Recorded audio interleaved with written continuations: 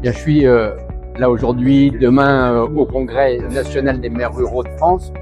Il y a plein de sujets qui nous préoccupent sur l'avenir des communes. Le statut de l'élu, bien évidemment. Et le président Larcher a bien donné un calendrier qui nous permet d'espérer d'ici la fin de l'année un vote au Parlement. Et puis les préoccupations, c'est évidemment les questions d'avenir des collectivités avec leur indépendance ou leur libre administration financière, parce que les enjeux de finances publiques sont évidemment essentiels. Les questions de carte scolaire, parce qu'on est face à une démographie évidemment préoccupante pour les territoires ruraux. Or, il faut absolument qu'on puisse maintenir un réseau d'écoles sur nos bassins de vie. Les questions bien évidemment de démographie médicale aussi. Alors, on a parlé depuis longtemps des déserts médicaux. Maintenant, on voit bien les difficultés pour maintenir le réseau officinal. Demain, la France sera sans doute au cœur du débat sur les déserts pharmaceutiques.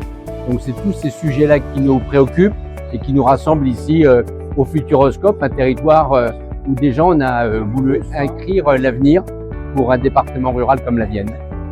Mais vraiment là, la question, et moi tout à l'heure j'ai apprécié votre témoignage, madame la maire, parce que c'est qu'est-ce qu'on veut.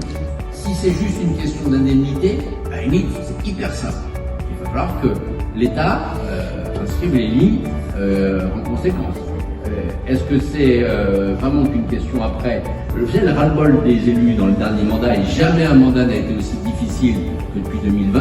Ce n'est pas qu'une question d'indemnité, c'est aussi l'exposition permanente, les réseaux sociaux. Est-ce que pénalement, on doit pouvoir protéger les élus des réseaux sociaux? Il faut que ce statut de l'élu, parce que ça doit bien avoir une formule que tout le monde comprend partout, puisse avoir tous ces volets-là.